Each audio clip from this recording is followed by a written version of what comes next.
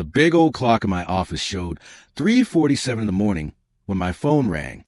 When you're 72 years old, you know that phone calls this late at night never mean anything good. My hand shook as I reached the phone, half asleep and half scared.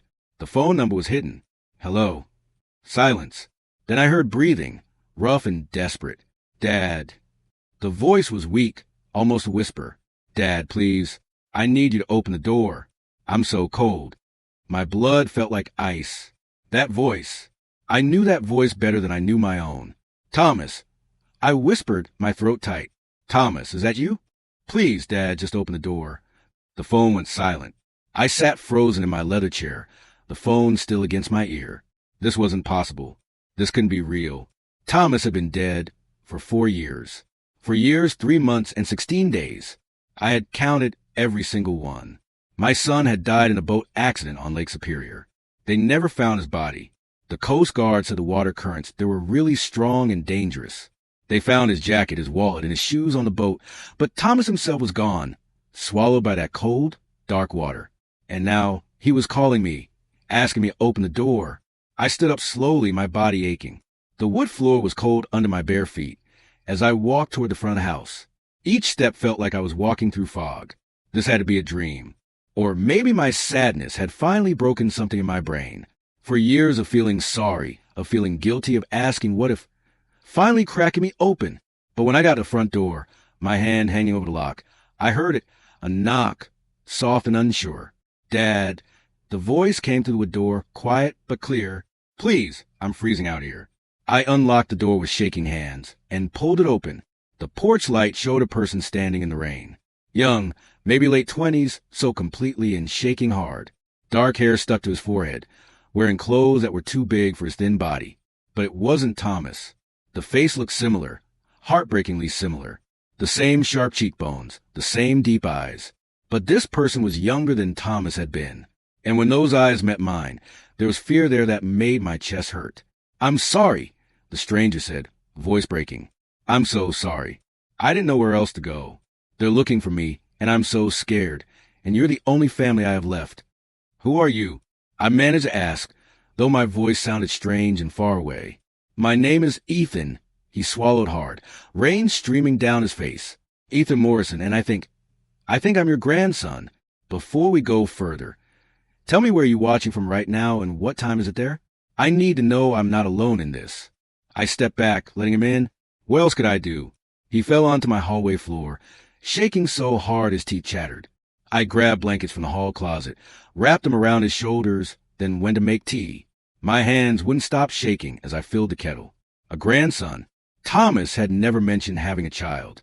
But then again, there was so much Thomas never told me. So much distance between us in those last years. When I came back to the living room, Ethan had moved to the couch.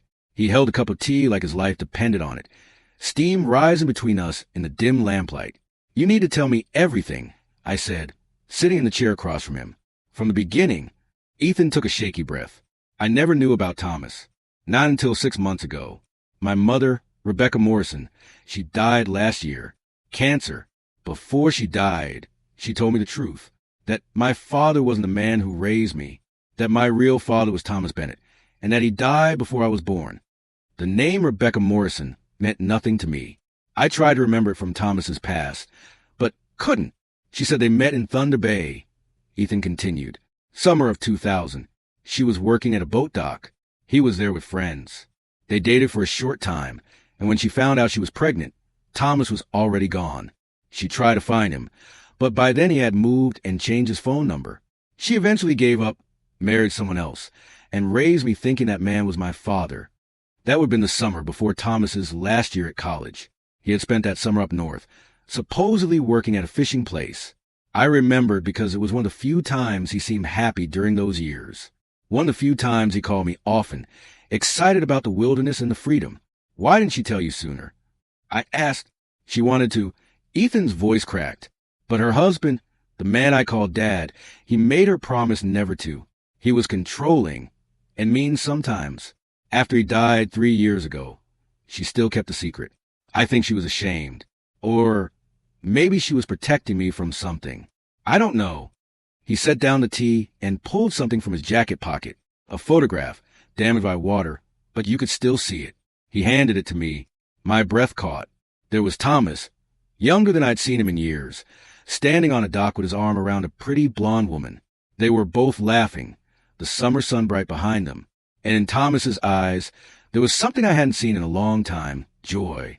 Mom kept us hidden in a box under her bed, Ethan said, along with letters Thomas sent that summer.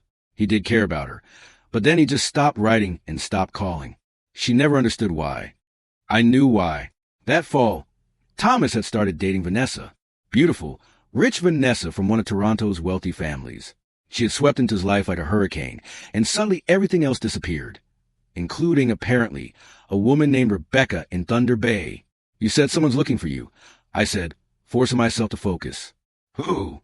Ethan's face went pale. Vanessa and her brother, Marcus. The name hit me like a punch to the stomach.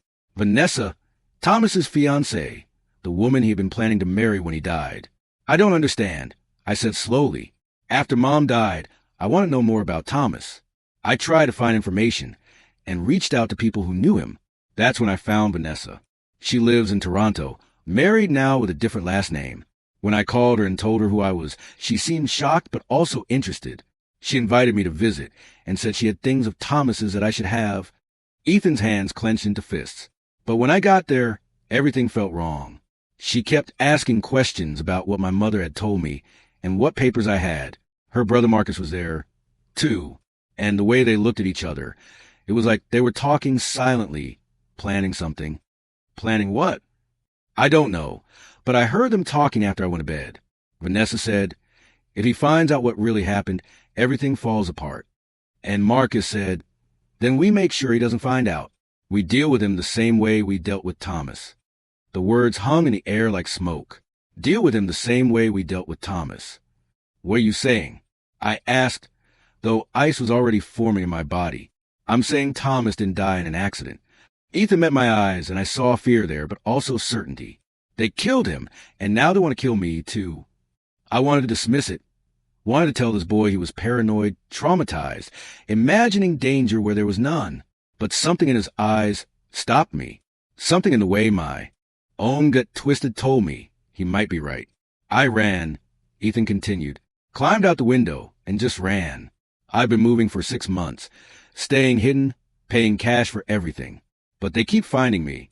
I see Marcus sometimes, watching from across the street, or I get calls from block numbers with no one speaking, just breathing. They're hunting me. Why come here? I asked. If they're following you, you've led them straight to me. Because you're the only one who might believe me. His voice broke. And because I have proof. I just don't know what to do with it. He reached into his jacket again and pulled out a small USB drive. Mom had more than just letters and photos. She had recordings. Thomas used to leave her voicemail messages that summer. She saved them all. And in the last one, the one he left right before he stopped calling, he said something strange. Ethan's hand trembled as he held out the drive. He said, I found out something about Vanessa's family. Something big. I don't know what to do. This could ruin everything. But I can't marry her if this is true. I need time to think. That was the last message. 2 weeks later, he started dating her anyway, and Rebecca never heard from him again. I took the USB drive. It felt somehow heavy in my hand. You think whatever he discovered got him killed? I think he confronted them. I think they couldn't let him walk away with that knowledge. And I think when I showed up asking questions, they realized Mom might have told me something, or that Thomas might have left evidence behind. We sat in silence, the clock ticking loudly in the corner. Outside, the rain had gotten heavier, pounding against the windows.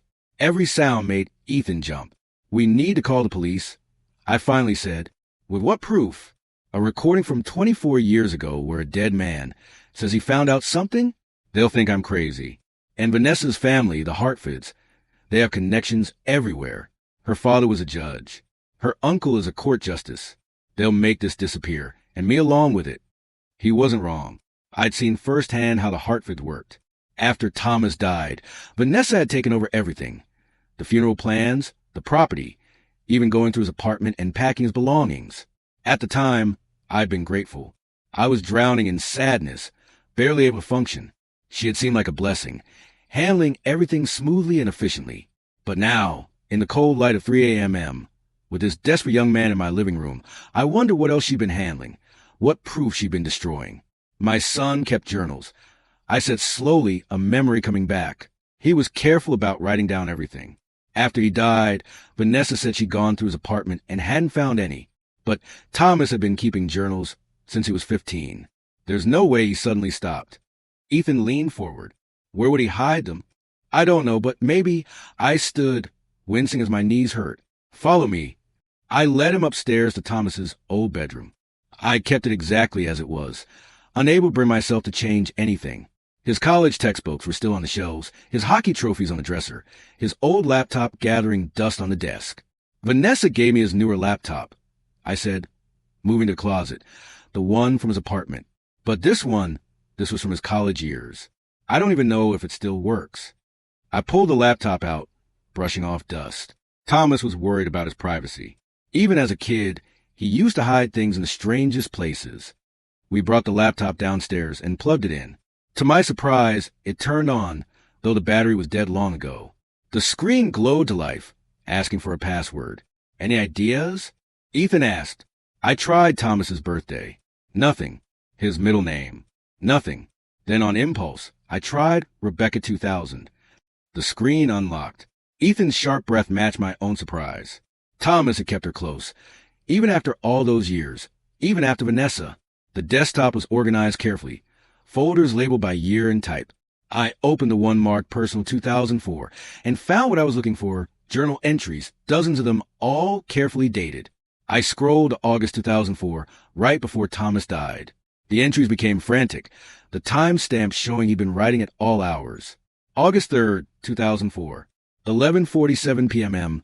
I can't believe what I found. I was looking for Vanessa's birth certificate, so we could start the marriage license paperwork, and in her father's office, I found a file cabinet he'd forgotten to lock. Inside were documents about a case from 1989, a lawsuit where Judge Hartford was the judge. The family was suing because their daughter died during a medical procedure. The company that made the medicine was being sued. The family lost. The judge ruled in favor of the company.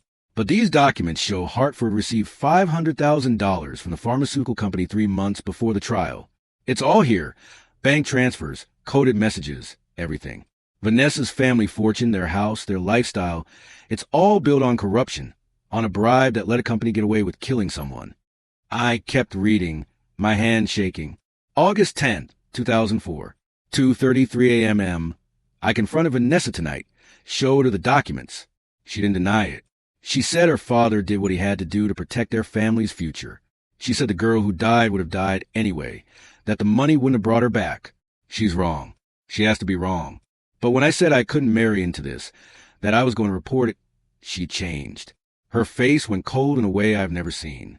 She said I was being naive, that if I tried to expose this, her family would destroy me, that no one would believe a 24-year-old against a respected judge. Then her brother Marcus showed up. He's always made me uncomfortable, the way he watches people like their prey. He said I should take some time to think, that going out on the boat tomorrow might clear my head. He even offered to come with me. I told him I want to go alone. The next entry was dated August 15th, just days before Thomas died. August 15th, 2004, 10:12 p.m. I'm going to do it. I've made copies of all the documents and hidden them. I'm going to the authorities tomorrow. Vanessa has tried everything to change my mind. Tears, threats, promises. But I can't live with this. That family deserved justice, and they got robbed instead. Marcus has been following me. I see his car parked across the street. Vanessa says I'm paranoid, but I know what I see. If something happens to me, the truth is in the cabin, North Shore Superior, the old fishing camp where I worked that summer I met Rebecca. I've hidden everything there. Mark coordinates, 48. 7,128 degrees north, 88. 4,139 degrees west. In the stone fireplace, third stone from the left on the bottom row. Dad, if you're reading this, you'll know what to do. That was the last entry. 3 days later, Thomas went out on Lake Superior alone. His boat was found drifting, empty. The Coast Guard ruled an accident. Vanessa had been devastated. Or so everyone thought. I looked at Ethan, seeing my own horror reflected in his face. They killed him, I whispered, and they've been free for 4 years. What do we do? Ethan asked. I stood, feeling something I hadn't felt in years. Purpose, anger. My grief was transforming into something sharp and focused. We get the evidence, I said, and we make sure they pay for what they did. The drive to Thunder Bay took 8 hours. We left before sunrise, taking my old truck and sticking to back roads. Ethan kept watch out the back window, worried about being followed. I couldn't blame him. The fishing camp was abandoned now, taken over by the forest. The main building had collapsed, but the small cabin where Thomas had stayed that summer was still standing. Barely. The door hung crooked, and animals had clearly made it their home. But the stone fireplace was still there. We counted stones carefully. Third from the left, bottom row. I pulled it free, and behind it was a hollow space. Inside, wrapped in plastic, was a thick envelope. I opened it with trembling hands. Bank statements showing money transfers to Judge Hartford, copies of the trial records, handwritten notes, calculations, evidence of cheating, everything Thomas had found. This is enough, Ethan breathed. This proves everything. Not everything, I said quietly. This proves the corruption, but it doesn't prove they killed Thomas. Then what do we do? I thought about it. About 4 years of missing my son, about Vanessa's smooth efficiency in handling his death, her quick remarriage, the way she'd slowly distanced herself from me until I was just a grieving old man she sent Christmas cards to. We make them confess, I said. The plan was risky, probably stupid, definitely dangerous. But I was 72 years old, and my son had been murdered. I had nothing left to lose. We contacted a journalist first, someone with a reputation for exposing corrupt officials. I gave her copies of the documents, told her the whole story, and asked her to hold off publishing until I gave her the signal. Then we called Vanessa.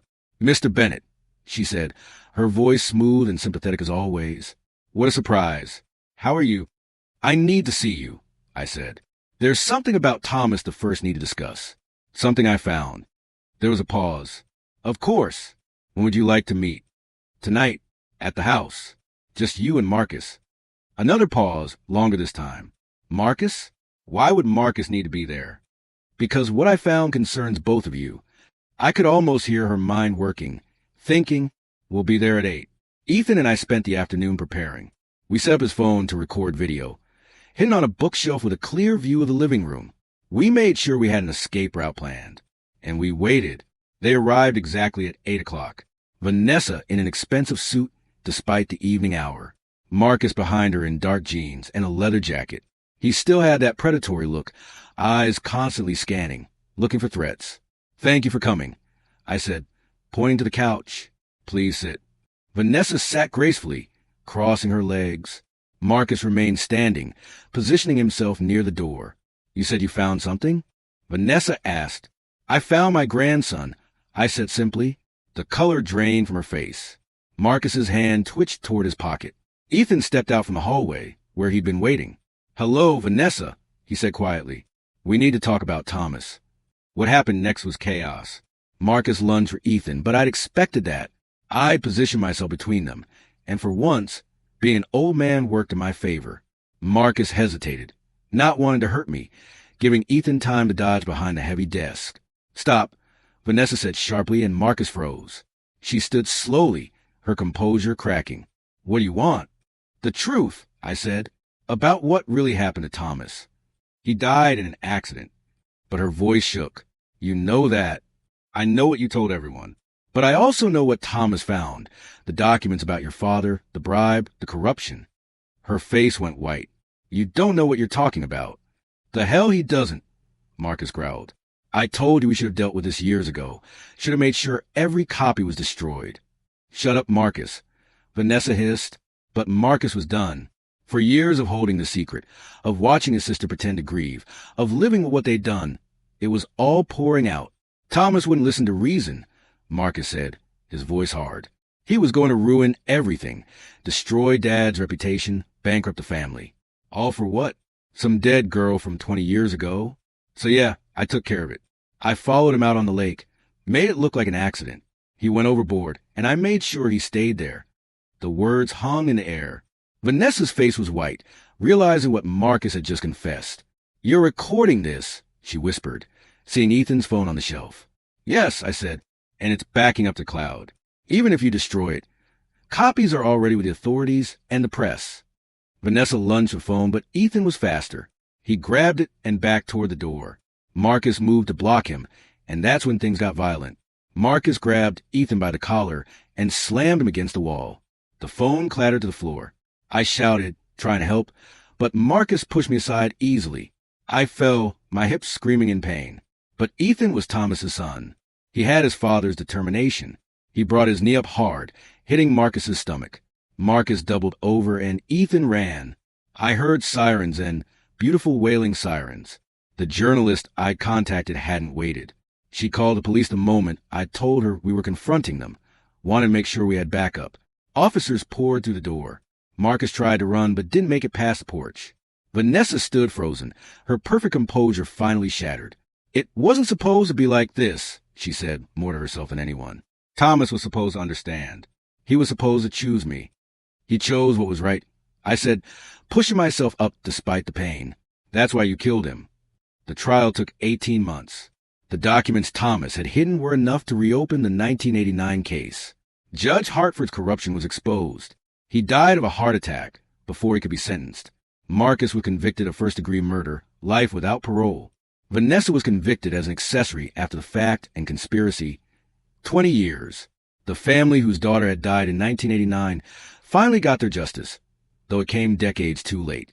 As for Ethan and me, we found something we'd both been missing. Family.